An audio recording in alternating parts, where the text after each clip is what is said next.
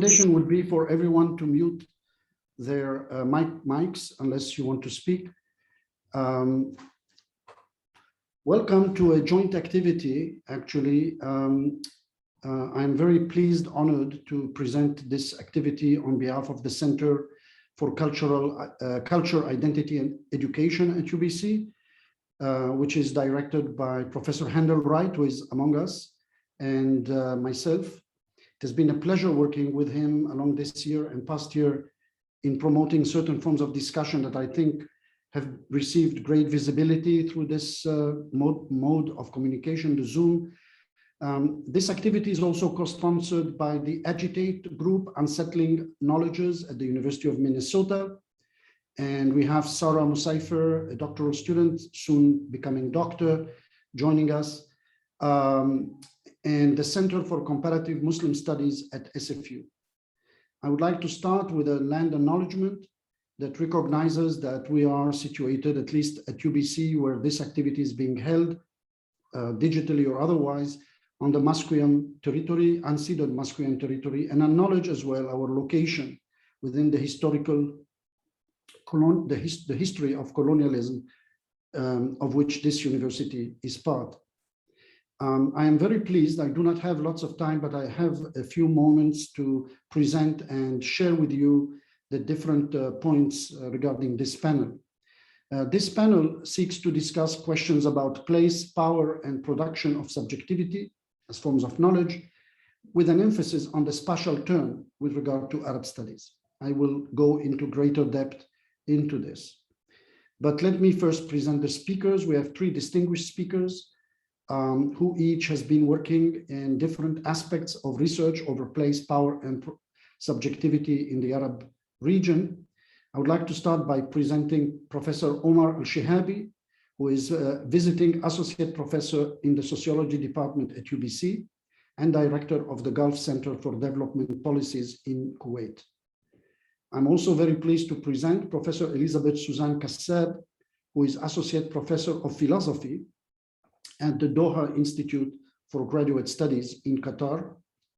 We also have from SFU, Professor Amal Ghazal, Dean of the School of Social Science and Humanities of the Doha Institute in Qatar, who is also only from her position as director of the Center for Comparative Muslim Studies at SFU.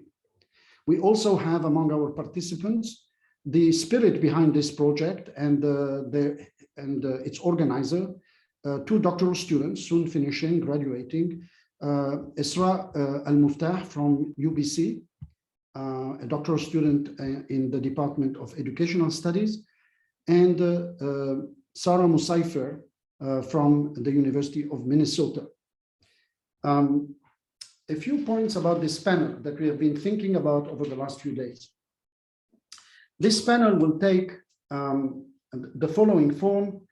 After this introduction, each speaker will be given around 12 to 15 minutes to speak to the main questions I will be presenting in a few minutes. And then we will open the floor for Q&A and a concluding remark that will be introduced by Esraa Al-Muftah and Sara Musaifer, as well as finally allowing the panelists to go back to this conversation and share with us some few final remarks. So what is this panel about? This panel basically raises three central questions with regard to the studies conducted in and about the Arab region, but we think that they have broader relevance for the wider area of scholarship in the social sciences, broadly defined, and particularly for education. First question pertains to the nature of encounters between the Arab region as sharing a particular set of features, language, culture, religion, history with other regions. Traditionally, conventionally, much of the emphasis on this encounter between the Arab region and other regions have focused on the colonial relationship between an Arab dominantly Muslim region and a European region. In this panel, we will try to examine, to interrogate the possibilities of existing encounters, both within the region, between its different subcomponents, and between the region as such and other continents, not just Western Europe or the West in general. For example, with Africa, with this Indian subcontinent, with Iran and adjacent countries. And in this way, we would like to propose that these conversations, both within different parts of the region, among different parts of the regions, and other regions, unsettle the imagination of the Arab region as being a homogeneous, monolithic region, and perhaps open the floor for considerations that, or for explorations, examinations, that show also that the region in many ways has been the center of the creation of many movements over its history. So that's the first point that the panelists will be sharing about. From here, we move to a second question regarding the work of the very panelists as researchers and scholars and inhabitants of the regions, but also as members of diasporic communities in their different locations within universities, which some of them are outside of the region. And here we ask, how does this location as being both within and outside of the region, shape the construction of knowledge, the construction of subjectivities, the choice of different aspects of the region in terms of the knowledge that is produced through their work? How does this translation of studying the region in one language within the bounds of a set of cultural configurations, and how are these elements translated to various audiences outside the region? This second question is not disconnected from the first, because if the first is about the kind of features of the knowledge we can have about the region and unsettling the monolithic imaginations of it, this second question would help us a little bit understand the complexities of knowledge production and the complexities of the work of identities that work through academic knowledge. And we would like to hear our panelists speak to that question. And the third question, which we will leave to Esraa Al-Muftah and Sara Musaifer to pick up on, is to reflect on these first questions and a little bit help us understand what are the implications for educational research in the region. And the reason we are raising this point is because often educational research in the region emulates, mimics schools of thought and traditions and trends in research that are prevalent in different other contexts, mainly Western context. And the question is, if we open the region at this, at these different kind of encounters, at these different narratives and dynamics, then what are the implications of this for our understanding and examination of research? Without further ado, I would like to invite the panelists to engage some of these questions. Hopefully within a frame of 40 minutes or so, we will be able to open the floor for question and answers. I would like to say that I hope that nobody objects for recording this encounter, which will be made available also to interested parties and audiences who could not attend today. And of course, if you have any questions, you can put them in the chat and we can take them up, or you can raise your hand on the screen or using the icon when the Q&A comes, and we can take it from there. Thank you very much, everyone, for attending and for your participation. And let me start by inviting Professor Kassab to start engaging some of these issues. Professor Kassab, the floor is yours. Thank you very much, Professor Mazawi, for this introduction, and of course for the conveners and the organizers. I think I will start by a point of education. I have been working for the last 3 decades on modern and especially contemporary Arab thought. But initially, my training was in Western philosophy. And I think that for the early 2 decades of my life, I never thought that I would be interested, I would get interested in anything Arabic. All what I wanted to know is about Europe. I was interested in European thought, European art, European history, that was, I think, like a typical, perhaps third world girl, I was fascinated by Europe. And so I went to Europe to do my PhD in Western philosophy. And that's where I discovered that there was a close connection between this thought and the history of the place.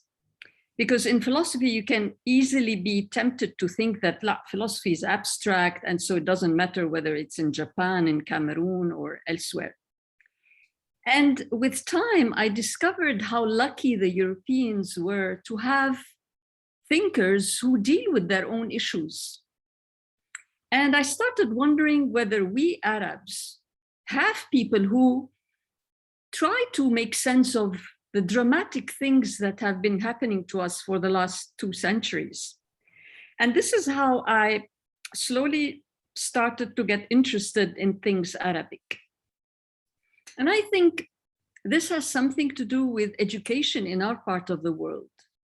Ideas about what is worth learning and what is worth teaching.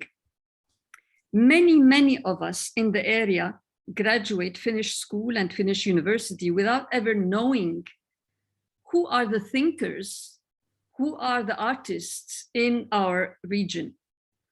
And I think that there are 2 things that we consider worth knowing. Of course, Western thought, and if ever, classical Arabic Islamic thought. Ibn Rushd is worth studying. Ibn Khaldun is worth studying. But Taha Hussein, you wouldn't pay money to go and take a course on Taha Hussein or include it in your curriculum. So the result of this is that we end up not knowing much about our immediate intellectual history. And we end up having this idea that thinkers are over there, either in the past or over there in Paris, in London, in Germany. That we are in an area which doesn't think. I think this is disastrous. And this is what motivated me, in fact, to start searching, to start wanting to know about my own intellectual history, of my background. And to find, of course, we know that we have crazy people, fanatics, and violent people, but that intelligent and critical people worked and wrote and thought marvelous things. This is something that we even know less. So what I was desperately looking for is critical thinking. And to my great surprise, in fact, I found fantastic intellectual critical production, and I wanted to take stock of that because I think it's crucial for us as instruments of thinking, again, the dramatic events that don't cease to happen to us in our region. So that's why I wrote what I wrote. That's the meaning of local intellectual history for me.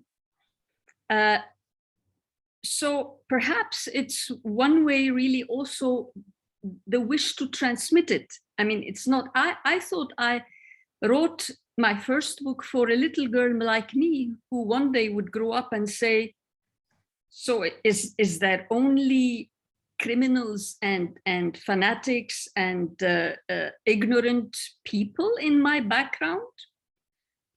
And I think we can't start every time from zero. The cumulative work is very important. And in fact, many Arab thinkers complain about this, is that there is a constant production of intellectual efforts, but they are rarely taken stock of, cumulated, put together as, you know, as a background from which one could then continue, reject, criticize, whatever. So people who are so worried about tradition for many reasons in our part of the world, I think that we don't do justice to this modern and contemporary tradition that we have. and work with it as we are desperate to find elements of instruments of thinking.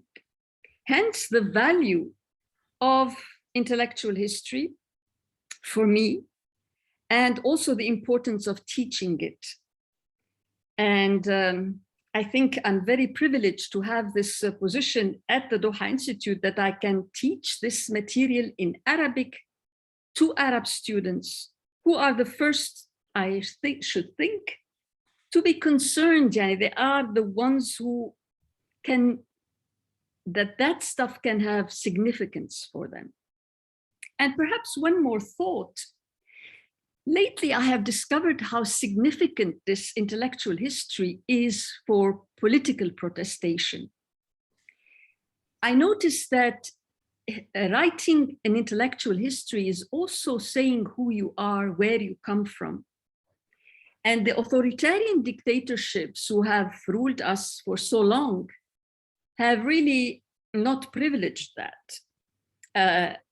We are given that impression that history starts with every single dictator in our countries.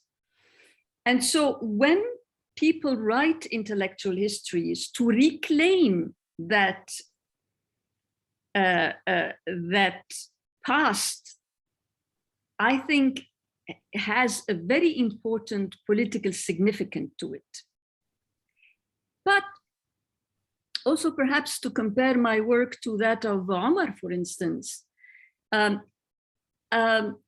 this is an internal struggle. And I looked very much at how Arab thinkers dealt with their own situation vis-a-vis their own calamities and the failing state they ended up with after independence. So it's not that much what does the other think about me? How do they perceive me, the West and me? And I think colonialism is, of course, very important, but I think what also our societies discover more and more is how much our primary problems are with our own governors, our own systems of education, our own socioeconomic conditions.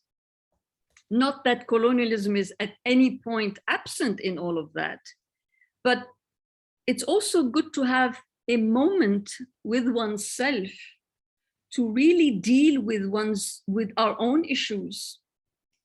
And this has, so my focus has been on the local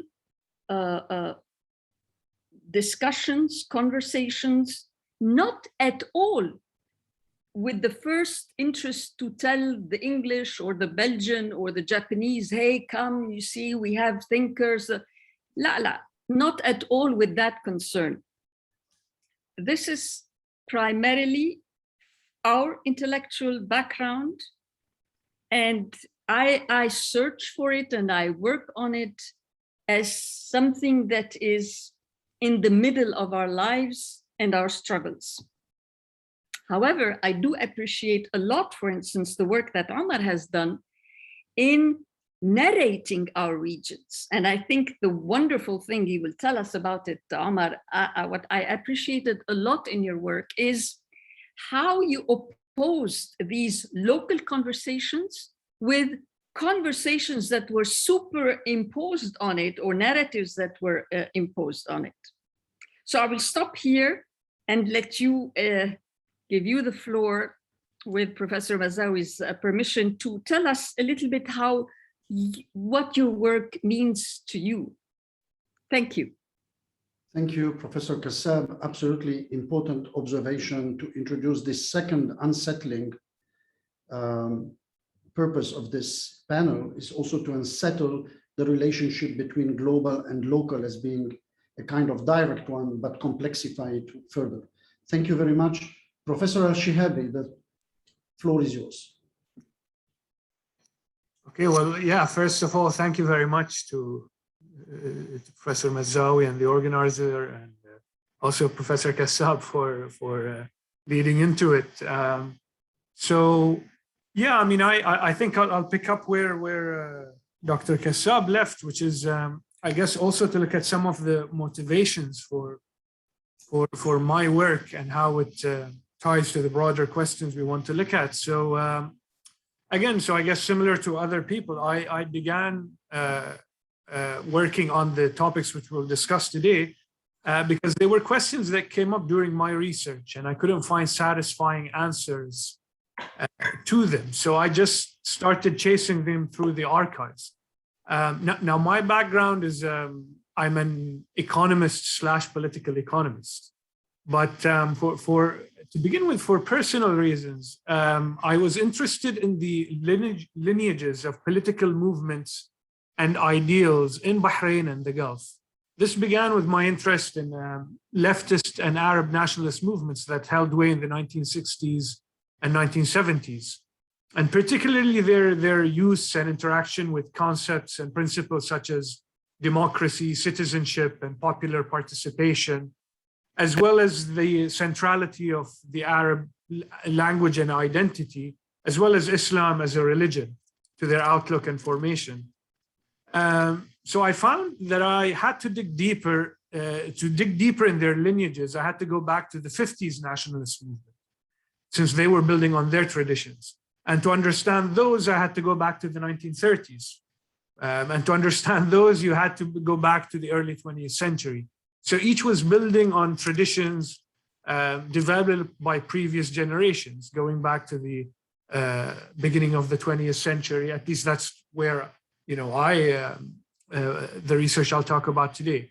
So, obviously the ideas change and they branch out over time, but they also remain interconnected, such as in terms of demands for political reform, participation in decision-making, anti-colonial stances, etc. So I wanted to, dig deeper into the genealogy, I guess if we want to say, of these concepts and ideas in Bahrain and the wider Gulf and follow their developments over time. At the same time, while also digging into this, because I'm a political economist, I was also interested in the genesis of particular legal bureaucratic categories and their social implications. So I was looking at, while I was doing my research, I found I had to understand more what was, how did, for example, foreigner come about as a legal bureaucratic complex, the kafala system or the sponsorship system for migrant workers. These are obviously tied to the state, but also have wider social ramifications. So in both of these, what I just outlined, I found myself to understand that going back repeatedly to the period from the end of the 19th century until the 1920s. So this was a period which was, what Eric Hobsbawm, I guess, would call the age of capitalism, also the age of empire. It was the emergence of modernized absolutist rule as well for the first time in the Gulf. First buds of Arabist and nationalist movements, and as well as Islamist or Islam-based movements, as well also ethno-sect-based mobilization, as well as the emergence of concepts such as democracy and citizenship and the popular participation. This was also the period of the intensifying British colonialism. So this is again a period where there was significant movements in goods and people and overlapping spaces, I guess, of power, knowledge, capital, and colonial forces, which resulted in intersecting groups and networks across different spaces, which is what I wanted to explore more. And today I will just illustrate it, quickly by looking at two of the phenomena that I looked at their emergence. One is, what's called in the literature, I guess, the Al-Nahda Renaissance in the Arab world, and specifically I'll look at the Gulf and specifically Bahrain. And the second is looking at the emergence of foreigner, quote unquote, as a legal bureaucratic category in the Gulf. So let's start with Al-Nahda, which Dr. Elizabeth, Dr. Kassab, and as well as Dr. Ghazal, I guess later, they've done quite considerable work on, which is kind of the rise of, in the late or in the 19th and early 20th century, of a modernist, movement across the Arab world that I also look at it specifically in the Gulf. So with the growing of the printing press in the region during the 19th century, which allowed for Arabic newspapers and periodicals to be written and disseminated more widely in increasing volumes, these writings would also have growing interaction on the western shores of the Gulf. I specifically look at Bahrain, but I would invite those interested to look at Kuwait, for example, to look at the work of Dr. Talal al-Rashid and Dr. Abdurrahman al-Ibrahim, and maybe Dr. Ghazal will also maybe talk as well later about Zanzibar and Oman. So this interaction that was going on in this period had a profound effect on the development of literary and political thought and practice in this area, where the protagonists immersed themselves in a cocktail of literary critique, Arabism, Islamic reform, as well as anti-British colonialism. Now, most of the individuals in this, I will refer to it as Al-Nahda group, were part of the male urban elites of society,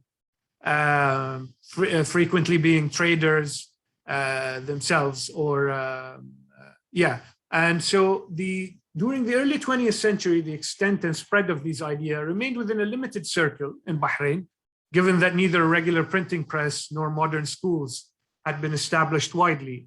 But this circle was extremely connected to similar circles in the Mashriq of the Arab world, as well as Arab diaspora and other intellectuals in Bombay and other parts of the Indian subcontinent. So given also the class background of most of these individuals and events of their age, their debates focused mostly on issues of education, freedom, administrative reform, independence, political representation, while issues of social justice and class, although present, were not as prominent. So, I mean, just to, I guess, give an idea, I don't know if I can share a screen. Let me see if this works.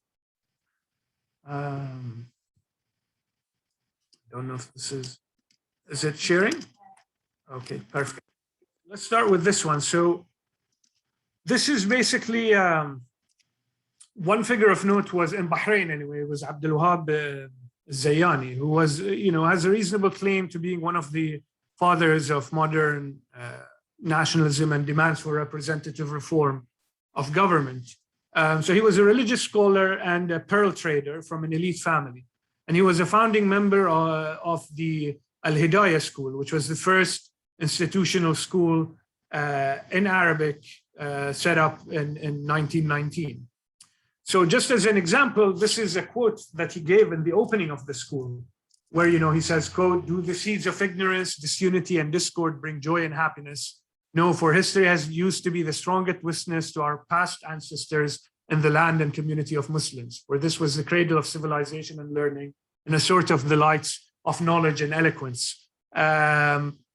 Alas, our Arabic lands have now become infertile in knowledge and scholars, and we became foreigners to our noble language until it nearly disowned us because we have not kept our word nor its true value." So, there are, similar to, for example, the more, well-known Jamal ad-Din al-Afghani, we can see here, the reason I'm putting this, just to see the kind of emphasis that was given by these new groups of people. So there is an, emphasis on, ecumenical pan-Islamism, on education, as a vehicle for this introduction of new sciences, a passion for the Arab language, and this idea of civilization. So, in terms of the thoughts of such figures, their primary interaction was what was written in the Mashriq, particularly in Lebanon and Egypt, but also via discussions of Arab traders and Bombay, which was a hub for Gulf traders, and which necessarily connected it to wider circles also in the Indian subcontinent, to also look at the kind of expanding circles. So, for example, when Al-Zayani actually tried to put a group together to push for his political demands in 1923, he called it the Bahrain National Congress, or the Bahraini National Congress. Echoing here, we can see the Indian National Congress. Similarly, when he was exiled to Bombay in 1923 by British officers, his lawyer who contested his exile was Muhammad Ali Jinnah, who would, play a significant role in founding the modern state of Pakistan. This is kind of to show the circles that were developing during that period. So at a similar time, so this is, I guess, to connect it to the second point that I wanted to talk about. this was also a period of intensifying British presence in the Gulf. So the British Empire previously, for most of the 19th century, was more interested in controlling the body of water of the Gulf. Now, as the century drew to a close, it had much more direct involvement in the internal affairs of the region. And this also then had also impacts, and this is what I would like to look at now. So, they sent an officer to Bahrain in 1900, marking the first permanent British officer on the Arabian side of the Gulf. Obviously, Oman also had it for a while before that. And now, so they, by 1904, they actually established their rule over a significant proportion of the population.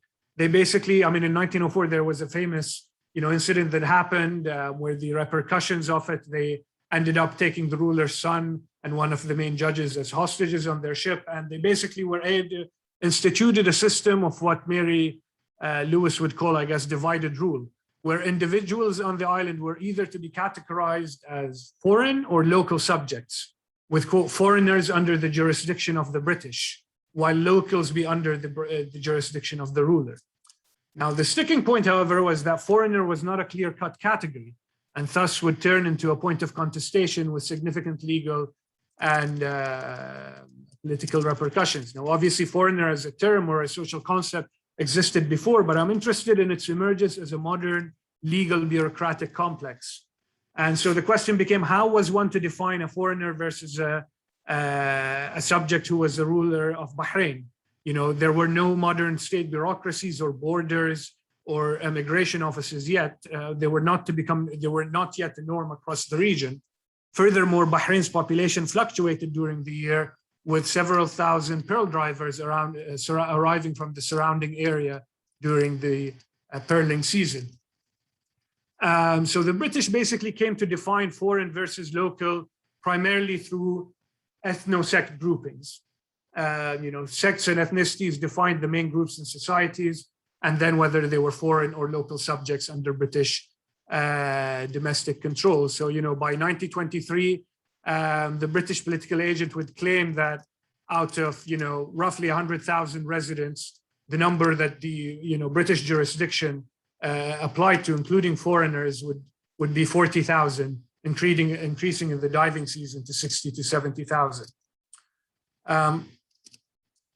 So just to tie this, so for example, this is one of the most, to tie it to Al-Nahda figures we're talking about, this is one of the most, perceptive of them, whose name was Nasser Al-Khairi, who came from a very, background worth talking about more. He came from a family of freed slaves, and he was a very remarkable and interesting figure who would write about these 1904 events that I talked about, where the British instituted divided rule. Quote, "This ominous crisis, which due to its grave events and enormous lessons, it is apt to say was the beginning of a new political era in Bahrain and the start of an important overthrow in the shape of the government, a system, and the principle of dividing the people of the land into national versus foreigners and external versus internal." So this is what I'll end digging a bit into more. So basically, the British regularized this, that in 1913 they passed what's called the Bahrain Order in Council of 1913, which basically defined what is British extraterritorial jurisdiction in Bahrain. They've issued similar order in councils in other places, so this I think would also be an interesting way or mode of research to look at. Anyway, they defined foreigner as anyone who is not a Bahrain or British subject. And they basically said that, the foreigners such defined would be under British jurisdiction. Now, as I said before, orders in council, had existed before. For example, the Muscat Order in Council, which gave Britain jurisdiction over British subject, was issued in 1867. However, previous orders in council applied to a maximum of a handful of British subjects. Usually they were Indian traders of, for example, a few dozen in Bahrain. Indeed, for the latter part of the 19th century, Indian was seen by many in the Gulf as synonymous as being a British subject because of this association.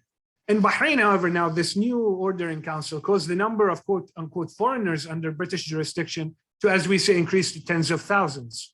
Indeed, foreigner also at this point became a sought after category by many individuals because it, it would give you recourse to, the court's power and might of the strongest empire in the world at that point.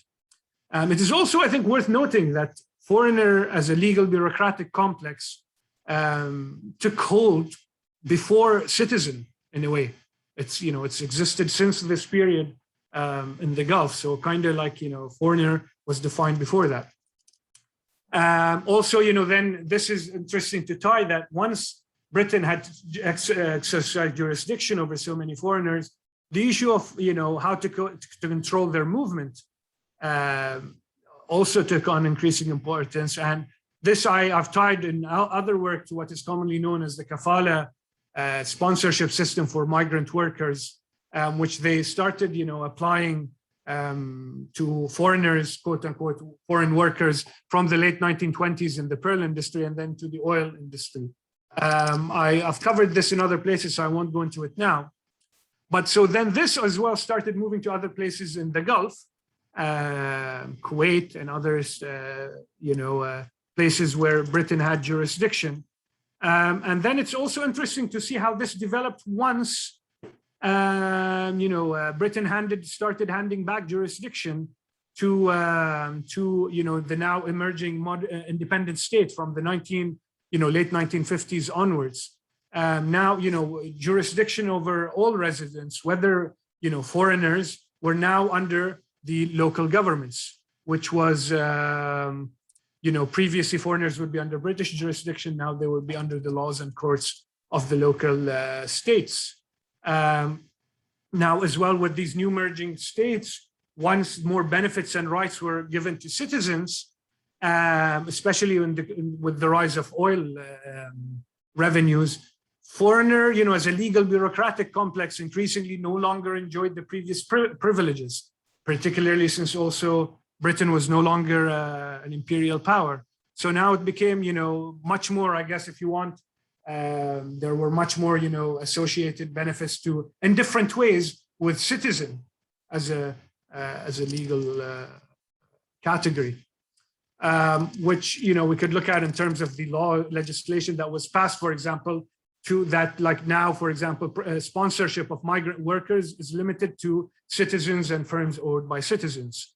As we saw, this practice of migrant labor sponsorship was not novel.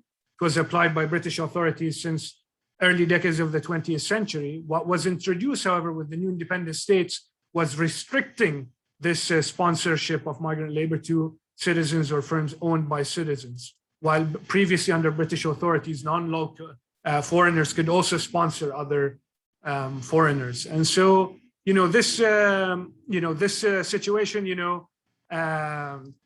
shows how categories can be, reconfigured over time and entrenched and take different forms and be adopted and adapted over time. So anyway, I think I've talked a bit too much. So let's conclude by saying, many of these, looking at a lot of these categories, whether legal bureaucratic categories such as foreigners, citizenship, etc., or also looking at, political traditions and ideals that emerge, such as, concept of, political participation, citizenship, etc., formed, through the interactions of these different forces and groups that, took part in the early 20th century, which, continue to define the modern political and social terrain up until today. And the interesting part would also be to look at how they interacted with each other. For example, how some Arab nationalist movements sought to expand the idea of citizen to include all Arabs according to an expansive notion of Arabness, but also used foreign to categorize certain groups, such as, for example, Persians. So while, for example, other movements would go for a more narrow-based form of idea of nationality, so it's, based on particular countries. So yeah, I think these it would be interesting also to look at the interactions between them, but given the interest of time, we'll leave it to another Thank you. Event. Thank you, Professor AlShehabi. Professor Ghazal, please, the floor is yours. Thank you. You can take off the shared screen, and we can continue. Thank you, André, and thank you, Elizabeth and Omar, for your interventions. You've packed a lot in what you said, and this is now making my work a bit difficult. By the way, I'll be improvising since, as you can see, we didn't circulate papers, so my discussion is based on what I've just heard. And I'd like to start with what Elizabeth said in terms of, if you want to come back to the parameters of this panel that André introduced at the beginning, in terms of the richness of the region from within and its connections to other regions, the encounters within, whether within the colonial framework, pre or post, and also the way André described it as a center of so many movements. It's interesting that for many of us, if not most of us, we come to understand better, let's say the Arab region in particular, because of the way we were introduced to it early on.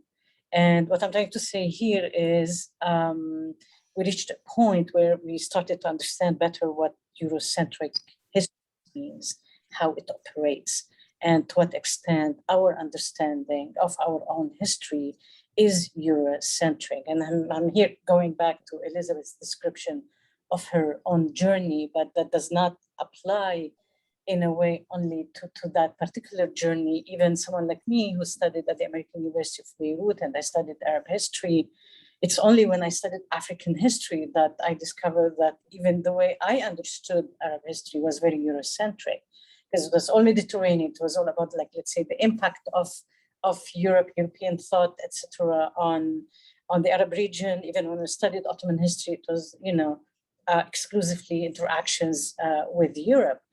And with kind of intellectual maturity, especially with exposure to other fields such as African history, it's when actually I studied African history that I understood the limitations of how I understood Arab history and the limits of my understanding of that history. And that led me to critique the way it was Eurocentric. And I wanted to move, not just move away from kind of the Mediterranean paradigm that's also very Eurocentric. I wanted to look at interactions within the Arab region that are not at all defined by let's say, European thought, that are not what I call them vertical. We have horizontal connections, horizontal encounters within the Arabic-speaking world that we're still exploring. We don't know much about them. I keep saying, we know more about interactions between Arabs and Europeans than we know about interactions among Arabs or between Arabs and non-Arabs who are not Europeans. And as I said, it's when I studied African history that I noticed the absence of the African side of Arab history. And I keep saying how my interest in the Gulf itself emerged because of my interest in African history. I came to the Gulf through Africa and not through, let's say, the Mashriq, not through my learning of a Mashriq-based Arab history. And it's my work on Oman and Zanzibar more specifically that showed the richness of encounters within the region, but also the extent of encounters between the region and, and other regions. First, I mapped out the connections between Oman and Zanzibar, and between then, let's say, Zanzibar and Istanbul, and Zanzibar and Beirut and Baghdad and Cairo, and then, let's say, Zanzibar and the Mzab Valley in Algeria, and Jerba Island in Tunisia. And I started to understand how Arab history is so much cross-regional. And of course, because I studied Zanzibar in particular, I could see the connections across the Indian Ocean, leading me into the Indian subcontinent. My own study focused on Arabic material, on networks of people identified as Arabs, but certainly I could see that the networks extended and expanded beyond just Arabic-speaking groups. And here I want to go back to something that Omar mentioned, and he has been highlighting in all his scholarship, is the extent to which we overlook what was happening in the Gulf by itself, but also its connections to the broader region. And by the broader region, it can be the Indian Ocean region, it can be, into East Africa, it can be all the way up to the Mediterranean, and all the connections to the Mashriq. And here, I wrote an article on the network as a historical methodology.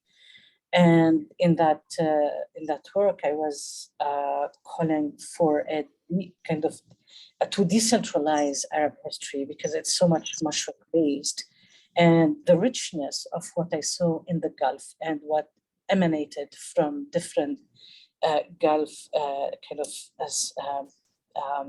centers led me to believe that the only way to appreciate and understand Arab history is to look at the different centers within the region, different centers within that history. And what I mean by that is, by center, is that we can talk about in terms of an intellectual center, political hub, nodes here and there that connect the region together. And that also led me to kind of, I think Omar mentioned alternative narratives, and I started to see alternative narratives I work on the modern period, and not just alternative narratives, like richer narratives than we ever thought. And Omar mentioned my work on the Nahda, and yes, the three of us happened to work on Nahda extensively. And I was so surprised, but pleasantly surprised, when I unraveled, the role of Zanzibar in Al-Nahda, the role of the sultans of Zanzibar, the roles of many intellectuals in Zanzibar in enriching Al-Nahda. And here I was always also pointing to the fact that we shouldn't be talking about, let's say the Gulf or Zanzibar or other centers, as I call them, as just on the receptive end of what the Mashriq produced. Rather, this is a network that brought back and forth different ideas, and people processed them in different ways and used them in different ways. And while we've been talking about the Gulf, I've seen similar things in North Africa as well. We also look at North Africa as kind of peripheral to Arab history. Sometimes we don't know what to do with North Africa. It's like peripheral to Arab history, but also very peripheral to African history, because we tend to frame African history as being sub-Saharan history. And in this process, we also lose the Sahara itself, which is also so rich in its history. And the other dimension of working on Al-Nahda is, again, what both Omar and Elias highlighted, how much it embodies in terms of what we're looking for. I mean, I believe that three of us and so many of us, when we do what we do, there's a journey, there's a personal journey. There are stories we want to discover that somehow we want to connect to. We want to connect to a region we come from, even whether we reside. I just happen to be in Doha now, but all the work I did before, I was in Canada, I wasn't here, but there are connections I wanted to explore. And the Nahda embodied so much of what we were looking for in terms of how, the interactions, the encounters, the movements, and of course, colonialism as also some sort of framework with that's there already. And we're interrogating has been so present. And for me, this is important because what I'm interested in when I'm dealing with colonialism, and when we talk about knowledge production and we talk about subjectivity and all of those issues, is the interactions with colonialism, the way colonialism, not just the different ways it manifested itself, but the different ways people, let's say, if we're talking about the Arab region, how Arabs and non-Arabs in the region interacted with colonialism. And here we all also focus on struggles, on narratives of resistance and networks of resistance. And I think that we do that because we think of colonialism as not just something that's oppressive by itself as a system, but the historical narrative itself of colonialism is oppressive when we do not discover, we do not highlight those interactions that were based on real struggles, whether political or economic or intellectual. And it's also within this colonial paradigm, and the way Omar talked about the foreigner and the beginnings of a definition of a foreigner in different ways, that they're rooted in the different colonial orders we had in the region. I see it everywhere. I see also how our, if we're talking about the present or the post-colonial period, the way colonialism structured our societies and created, if it did not create, it reinforced hierarchies and categories that still live with us until nowadays. In my own work on Oman and Zanzibar, I can see the degree to which the colonial language survived until nowadays, especially in the way it categorized ethnicities, it categorized tribes, etc. Do I still have time, André? I think just if you can wrap up within 3 minutes at most. Thank you. All right, I'll see in what ways I want to wrap up this, because I want to go back to, as André said, there's the spirit. I think by describing Esraa, you said, we're doing this panel. It looks like looking for something which connects our three works. When I got invited to be the discussant, I was curious, like, why me, the discussant? And when I listened to Elizabeth and I listened to Omar, I am interested in connecting what they do together, which is beyond, something Arab, beyond the modern period, beyond critiquing colonialism. And this is why I would like to come back to kind of our starting point, like why we did or why we do what we've been doing. And again, I think there's so much of a personal journey here for the three of us, how we were educated, where we were educated, and the way we wanted to change narratives, the way we wanted to discover new movements. For example, I remember using Elizabeth's book, the first one, on Arab thought in one of my seminar courses that I taught at Al-Muftah University. And I found it so rich in terms of the comparison, let's say, between Arab intellectuals and Latin American intellectuals. And that helped a lot in terms of enriching the discussion. And years later, I'm reading Omar's work on the political economy of the Gulf, on Bahrain in the colonial period. And, he's focused on Al-Nahda more specifically, right after I had done some work on Al-Nahda reaching the shores of Zanzibar. So it looks like we all end up in the same zone, which is expanding our understanding of Arab history, of Arab intellectual history, and of Arab political history in the colonial period more specifically. Thank you. Thank you very much, Professor Ghazal. These are important points regarding also the dynamics underpinning the translation of knowledge from one side to the other, particularly within the broader political configurations that were pointed to by the three panelists. We might return to these questions more extensively later, but I would like to open the floor for some questions. Actually, we already have one by Jed Anderson. And so the questions are addressed to the panelists, and I'm happy to direct them to the panelists who choose to respond briefly to allow the maximum amount of questions. So Jed is asking that a few years ago, he read with fascination the translated writings of Arab traveler writers such as Ibn Fadlan, Mas'udi, and Marwa'i from the 10th to the 14th centuries. The writing presents a subjectivity of place and power centered on the Arab world. He's curious, he's asking, how often these writers are taught in universities in the Gulf or Egypt?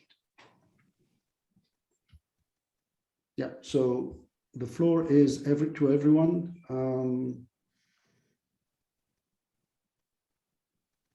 I will pass because it's a period I'm not familiar with. Okay.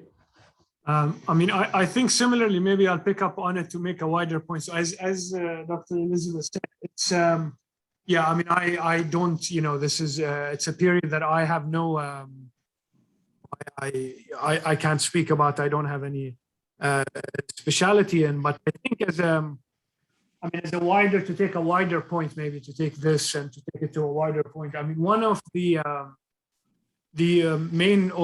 my main motivations to tie it as well the wider question of the panel, more and more recently, and within the work I've done previously, is this idea of knowledge production, and how it takes different shapes and the interactions between them. So I've over the past 11 years, actually, most of the work I've written has been in Arabic and geared towards an audience in Arabic. But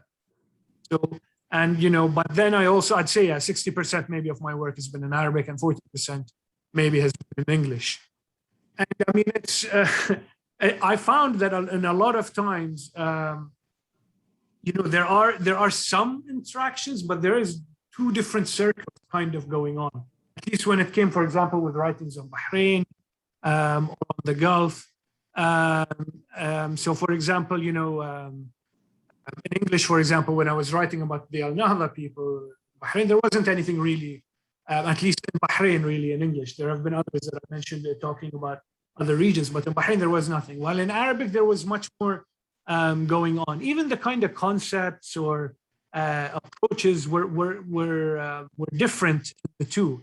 And if there was any interaction, for example, on English with the Arabic, it would be mainly to use that as primary sources. It was not really an engagement with the ideas that have been being produced. And you could, for example, looking at the works that are written on Bahrain, you find that a lot that were on the English literature, there are very little engagement with a lot that is written in Arabic. And again, like I said, the topics are also quite different. So more and more this idea of knowledge production and the ways it takes in different languages and the interconnections between them took more and more, and even the political economy, honestly, of knowledge language, as someone who does political economy. And to touch on a point that Dr. Elizabeth brought up before, usually research, let's say in English, is very there are very, large institutions. It's very institutionalized, methodical. There are PhD programs, quite a lot of funding that goes into it. It's, and it stretches across departments that stretch for, and a lot of times for centuries. And so it's much more methodical and institutionalized. And in the Arab world, or again, I could talk more about the Gulf. In brief, Dr. Shehabi. Just one last comment is, a lot of it is, there are a lot of people who are doing, amazing work in very innovative ways. But as this accumulation, this institutionalization that Dr. Elizabeth also, alluded to is still very much, for different reasons, struggling. Which is something we can talk about more, the interactions that have happened. Thank you. That. Thank you very much. Amal, in brief, any comment on that?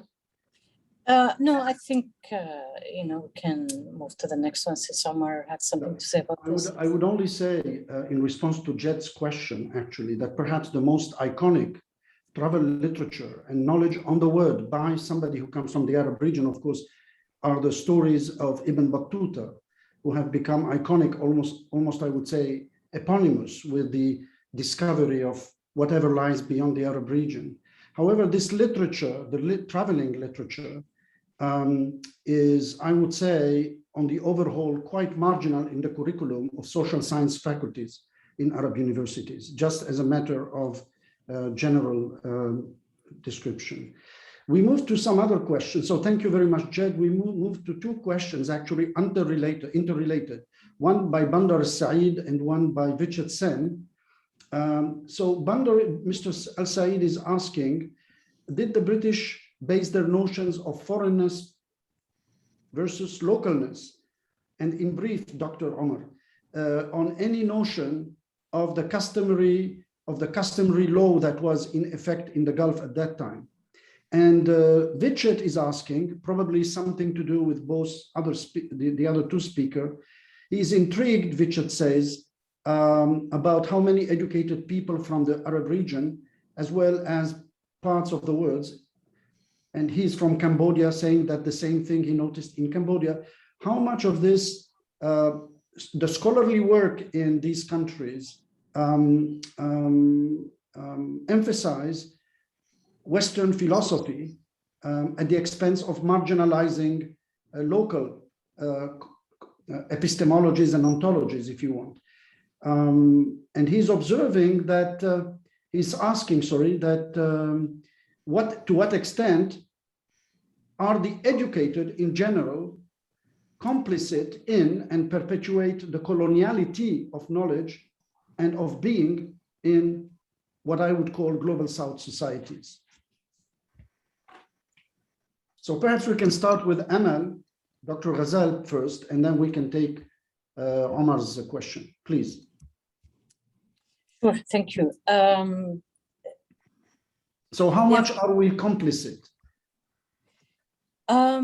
I think it depends on also the, I don't think there's one answer to this in terms of, I would like to divide it into time periods as well.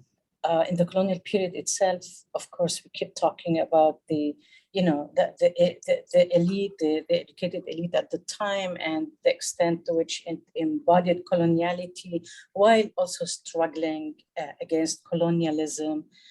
This is kind of a phenomenon at the time where colonialism produced a certain local elite that adopted ideals or certain, ideas or ethos or whatever that you can define them as being, as a kind of coloniality, and use them to encounter colonialism itself.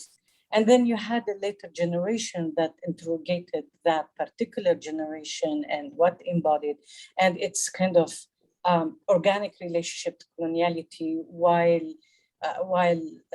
resisting colonialism. And then you had scholarship produced also moving away from criticizing all those connections. So now in the meantime, you always had groups of intellectuals or activists who could step outside of coloniality and produce something unrelated. And that's why I said the period of time is very important. It depends on, do we know about them? Have we written about them? In what languages did they produce? Why we exclude them in our narratives? They do exist. I mean, the question is, why do we keep excluding them? And this goes back to the issues we raised in our discussions, why we study our history in the way we do, what's needed to take the highlight from, let's say, people we consider complicit in something to others that may have more interesting things to say. And here I think I should ask Elizabeth to pitch in, because she's been also dealing with all those issues. Please. Thank you, Amal. Yes, I think that people outside the West have faced the situation of hegemony. It is a fact. And for me, it was very instructive as an Arab coming from this region to discover that other people, other societies outside the Middle East, outside the Arab world, people who do not speak Arabic, who are not Muslim, who do not eat hummus, also raise questions that are very similar to ours. This business of how do you affirm yourself vis-a-vis such a cultural and cognitive hegemony. Latin Americans have faced it, Indians have faced it, Native Americans in the US, Black Americans in the US, Africans. It was very instructive for me, because if you stay within one cultural area, you might think, you are inclined perhaps to think that you are raising the questions you are raising because you are this or that, because you are Indian, because you are African. But when you see that a variety of people who are different in languages and histories and geographies and creeds and have typical reactions to the situation of hegemony, then it leads you to think in other terms, mainly in terms of structural conditions of why we raise certain questions and why we give typical answers also. Our answers are very similar as well. And one more point here, the element of time. Those of us who work with ideas may be tempted to fall in the trap of thinking that, well, ideas, it doesn't matter when you have thought them. In fact, when you study these debates about cultural affirmation, a quest for a sense of self, you see that time plays a very important role. In the beginning, people react in a certain way. With time, people discover that this business of self is a bit more complicated than we thought it was. The traps of essentialism, the traps of nativism, but this doesn't come as a result of being smart. It's not an intellectual game. It is the result of historical experience and bumping into the deadlocks of essentialism and nativism and traditionalism.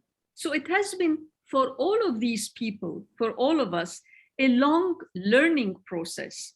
And I think it's a valuable journey, and it's a journey that came with so much effort, with so much suffering, that it is worth, again, taking stock of this experience, of this learning process, of this having become a bit wiser, having learned something about what is the quest of an empowered self.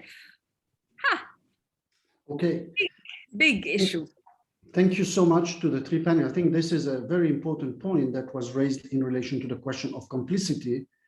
And I think that you gave a very interesting point of view in terms of looking at this journey of the creation of knowledge as part of almost, I would say, a self journey of also disenfranchisement and decolonization in a way as a struggle. Thank you so much. And I think it echoes several of our participants whether Vishal Sen in relation to Cambodia, or Naresh Chopra, who has also made a very detailed comment about this point, where he speaks as being of Indian origin. He speaks about his own journey of bringing his culture and his background and the knowledge he brings with him, sociocultural knowledge, to bear on the kinds of doctoral studies he's doing.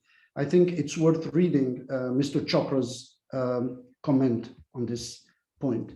Two more questions, one by Yao Chow, and then I would like to take a question from Abdul Nabi Alakri, and perhaps conclude that section. But Mr. Yao, Dr. Yao Chow is asking, I lost track of it, here it is.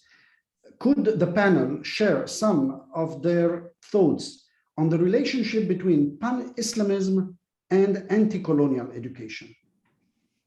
Please. So the relationship, how do you see this relationship between pan-Islamism and anti-colonial education? How would you position your own selves, thoughts, and perhaps work in relation to this problematic Yao is asking about?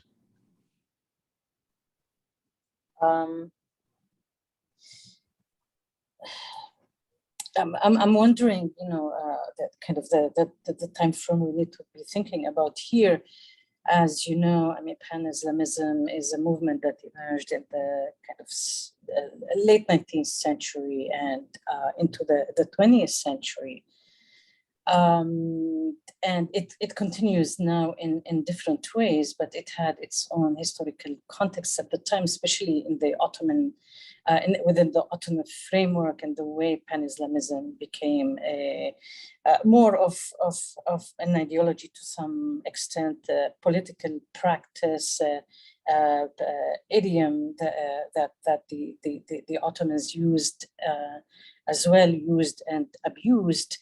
What I'm trying to say here is, I'm trying to think why the emphasis on anti-colonial education itself, and not, let's say, anti-colonialism in general, and how we should approach it. Because if we're looking at, schools and curricula and the way pan-Islamism have been shaping a certain positionality towards colonialism or a certain discourse, that developed over time as well. Because, I mean, what is pan-Islamism? It was something in the Ottoman period. It became something completely different afterwards.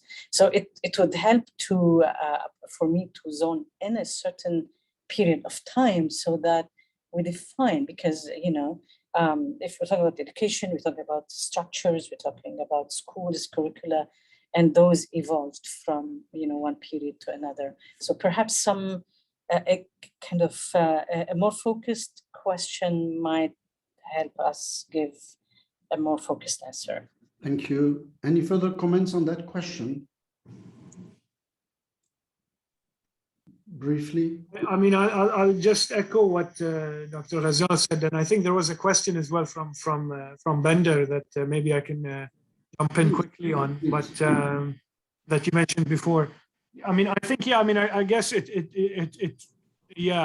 have to look at the regions and the time period, because I think it's, pan-Islamism is quite a wide category, and you could also see it dynamically. As Dr. Ghazal said, you could look at it within the Ottoman context. You could look at, in the late 19th century, what happened in the Sudan, what happened with like the,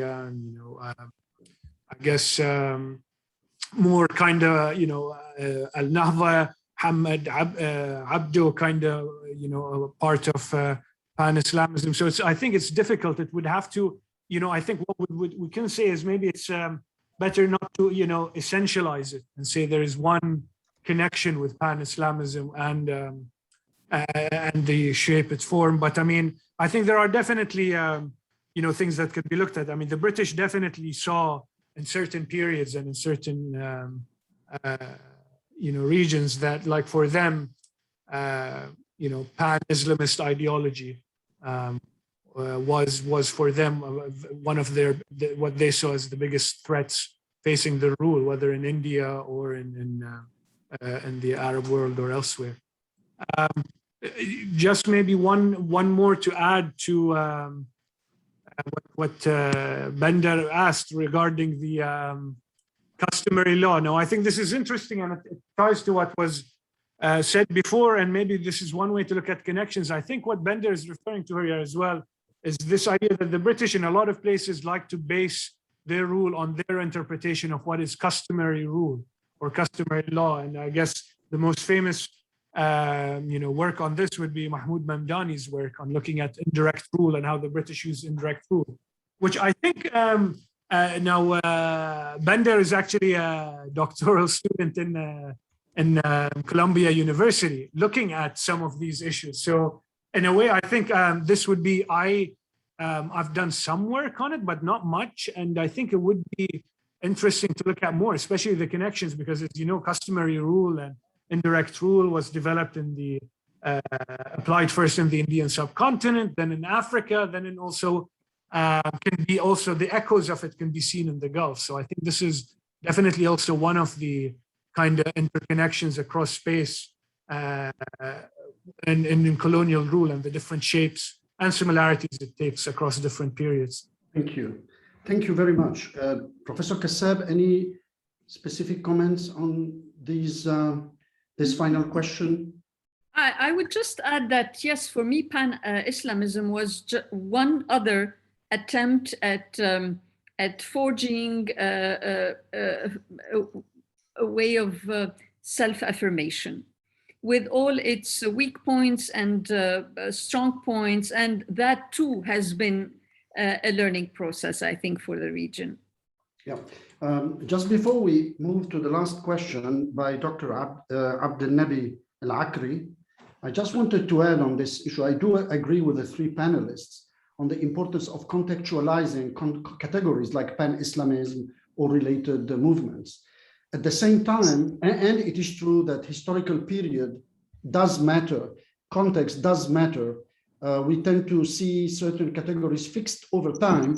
And I think that leads us to all kinds of fallacies that complicate reality in directions that are not intellectually productive.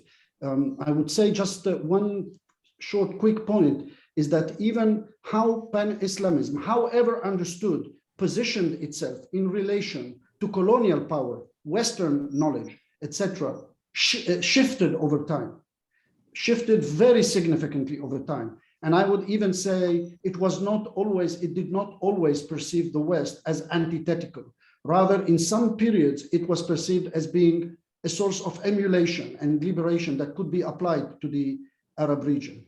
But today we conceive it differently. So contextualizing and understanding the context in which we deploy certain concepts become very important if we are genuine about articulating a legitimate kind of knowledge. Dr. Al-Akri, tfaddal. Thank you very much. Thanks for the speakers, and I will try to be concise. This discussions arouse several questions, but I will start from the theme that Dr. Omar AlShehabi in his book Contested Modernity. Well, and I think we can contested modernity in Bahrain. There was a contest between modernization and regression, or let's say conservatism, or also between liberation and colonization. But we can generalize this on wider scale, let's say, to extend it to the Arab world, taking Bahrain as exemplary for the rest. I think the project, the grand project, or the thinkers who started with the Renaissance, the thinkers of Renaissance, there were main grand targets. First is modernity, to modernize the Arab world. Of course, we say Arab world in general context. It doesn't mean it is united Arab world, but let's say this was the general theme, that to modernize. And the modernizers at that time, at the early 20th century, they have a room to move from one country to another, professing their ideas. The second was the liberation from the first from the Ottoman Empire, from Ottoman, let's say, well, considered colonization. Then, of course, after that, it shifted to struggle for liberation from the Western colonization. The third maybe target was unification, let's say, to have unified state. And of course, there were many ideas. There were aspirations for regional unification, like Sham, like Grand Maghreb, like the Gulf, like, for example, or Wadi Nil. So what my question or my argument is, what went wrong? And of course, there is a fourth, is that after the creation of Israel, the liberation of Palestine. So these are grand targets for the Arab movement in general, and where the intellectuals are involved and theoreticians were involved.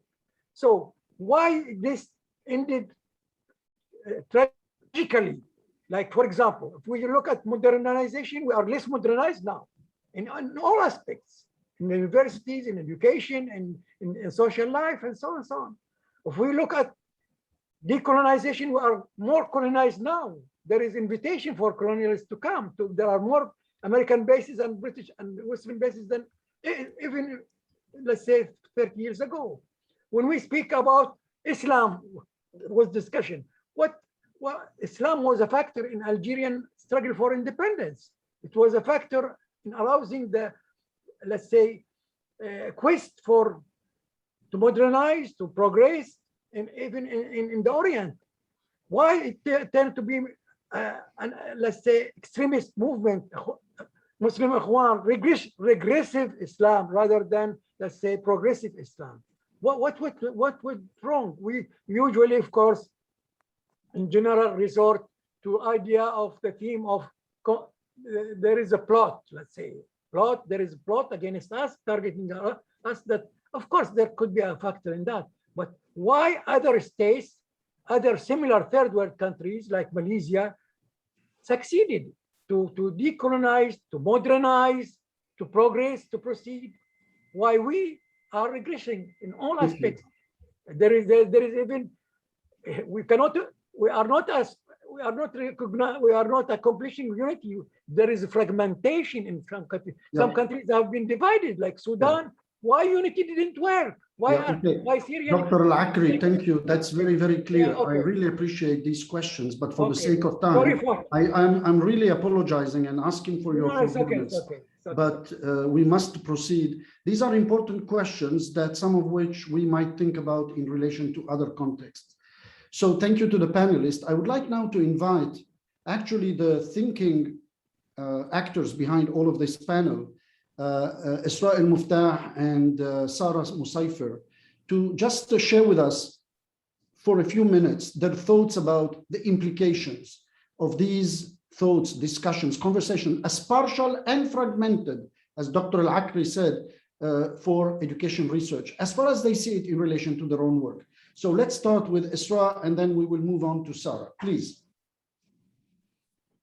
I actually think Sara has to go, so we better start with Sara, if you don't mind. That's all right, Esraa. You can go ahead. I can wait for a little bit.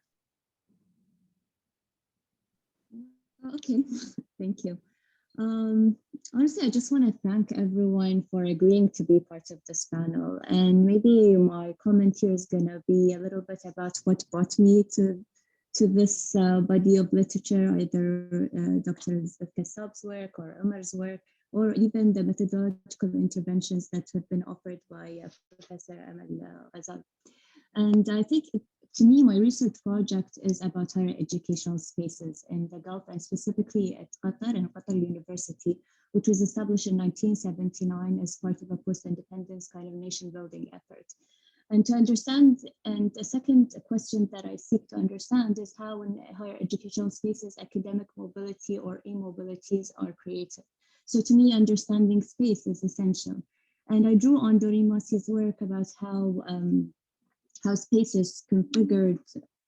It's not timeless as the scholars, as the panelists have described over and over again. It's not timeless. It's constructed by, there are social relations that construct these spaces. So it was important for me to understand these networks or these intellectual histories that created these academic spaces.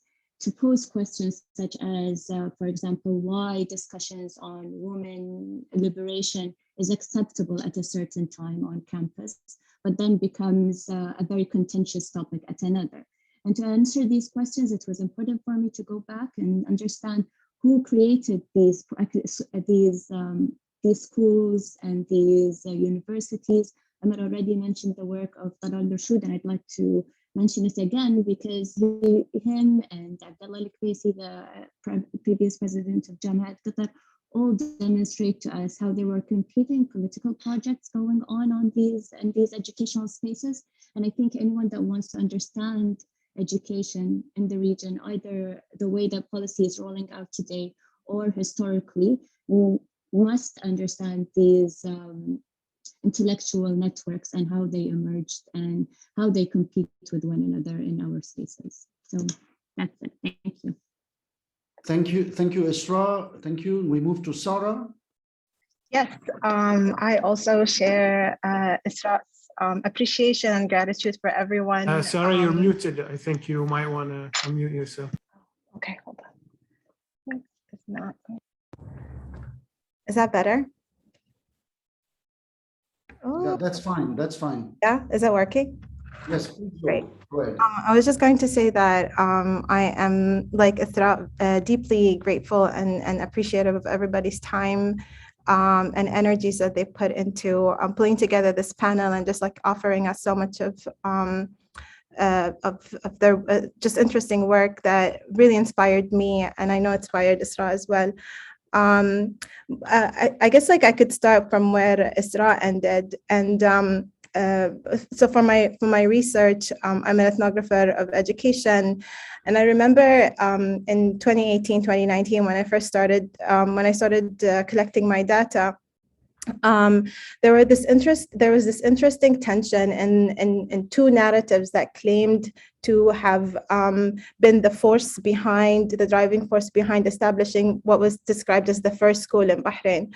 One that very much aligned with the narrative that Dr. AlShehabi shared a little bit ago about Al-Hidayah Al-Khalifiyya school. So we had all of the, I noticed all of these posters, and the Ministry of Education had like dedicated the entire year of 2019 to celebrating the centennial anniversary of the establishment of Al-Hidayah school.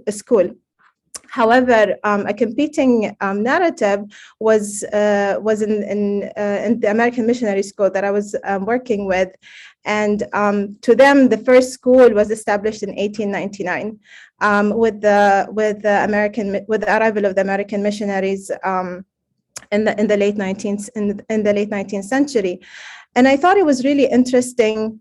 I thought it was like the tensions between those two narratives was really interesting, not because they didn't align with each other, but because there seemed to be like particular stakes. Like what is at stake when one claims to be the bearer of modernity and the one that introduced modernity to Bahrain, right?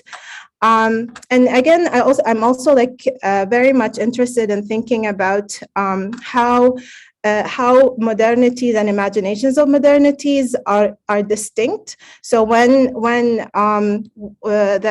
the nationalists or the Renaissance, Nahda Renaissance figures talk about modernity, it's a different modernity than the one that the American missionaries are talking about. When we're talking about civilization and we're talking about science and critical thinking, and we're talking about the separation of religion from science, it serves a different purpose than what the American missionaries had in mind, drawing from their encounters that they've had with Native Americans in North America, as well as the encounters that they've had with different peoples in the African continent, in Asia, etc.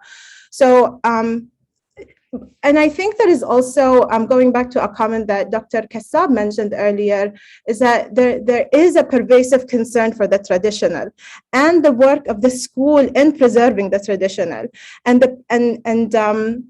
I think the traditional is really a very gendered idea. Like when we say the traditional, the woman and the girl as a symbol of cultural authenticity becomes really difficult not to think about. And what is the purpose of the school in preserving or reproducing this imagined desired girlhood or the ideal girl, and how does it relate and how does it complement, or how is it imagined to like serve this the advancement of these different imaginations of modernity? I don't know if I lost you all, but like this is kind of like my thinking.